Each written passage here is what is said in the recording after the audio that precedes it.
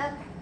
As college students, we often struggle with both finding the calm in our stressful lives and finding time to exercise in our day.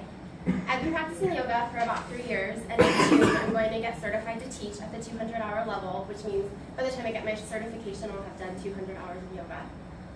Today we're going to learn how to do the basic vinyasa or sun salutation, which is just the basic series that you do in any yoga class that you would go to. I'm going to show you how to do the series, break down each of the poses that we do, and then show you how to do very different variations depending on your personal needs.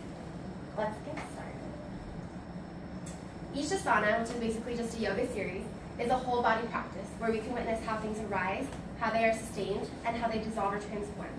Leslie Kaminoff said this in her 2012 book, Yoga Anatomy.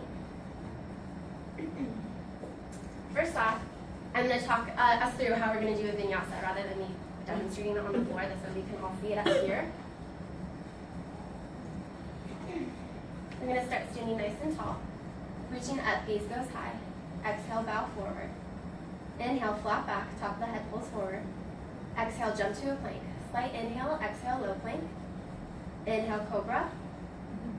Exhale, push back, downward dog. Inhale, gaze forward and jump. Inhale, flat back. Exhale, bow forward. Inhale, reach up. Exhale, bow to stand. So as we start and end in a standing position, you can go through this entire cycle over and over and over again. Now that we've learned what a vinyasa or sun salutation is, I'm going to break down each of the poses that we do.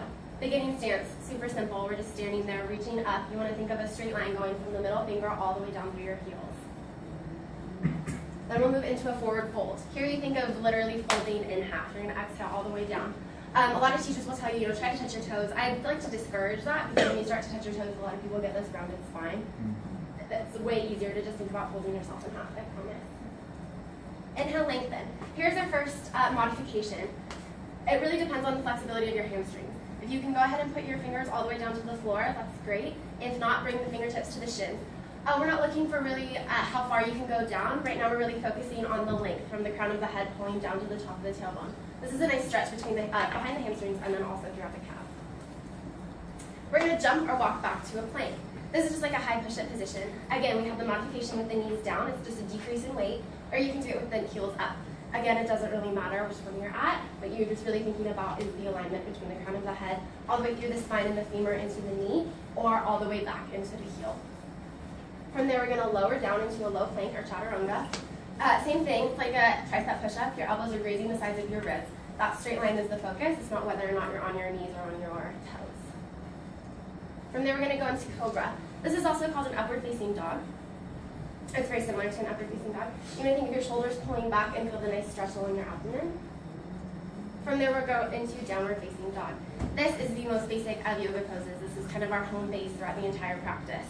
Baron Baptiste, in his 2002 book, Journey into Power, calls downward dog the quintessential power yoga pose. It really enhances everything in the body. You're stretching all your posterior back muscles. You feel the length all the way from your fingertips going up through the back of the tailbone, and then you feel the nice stretch in the hamstrings and the calves, like we did in our earlier one. From there, we go back up. As you saw in the video, we jump forward, we stand back up. We start the whole cycle over and over and over again. Now that we've talked about how to do a vinyasa and breaking down all of the poses, we're going to learn about some variations that we can do. As I said before, vinyasa is also called a sun salutation A. There's just different words for them. This is a sun salutation B, so it's the same concept, only this time we're adding in chair pose, which is a nice way to target the booty and the quads. And then it also includes warrior one, which is just a nice lunge. So we start out in chair pose. Exhale, bow forward. Inhale, flat back up. Exhale, jump to plank. Exhale, down. Inhale, up to cobra. Push back to downward dog. Float the right leg up. Bring it into the chest. Back heel down, warrior one. Float the hands down to the mat. Push back. Leaving the right leg up is just going to make it a little bit more of a challenge. Push back. We do the same on the left side. Left leg floats up. Knee into the chest. Heel down, warrior one. Hands down to the floor, keeping that left leg up this time. Up to cobra. Push back to downward dog. Gaze forward and jump. Lift, lower, and chair. So as you see, we're starting at the beginning, just like we did for the last one. Another way to modify this is to do what I call vinyasa cardio. Here we're just cutting out the lengthens like we did before, and this is just going to get us really warm really quick. So we're going pretty fast this time. Inhale up, jump down. High plank, low plank. Inhale it up. Exhale, push back, and jump. I like to think of this as like a burpee. You can do this for, if you want to get warm really fast. This is used in a lot of heated yoga classes because, like I said, it's more of a cardio thing.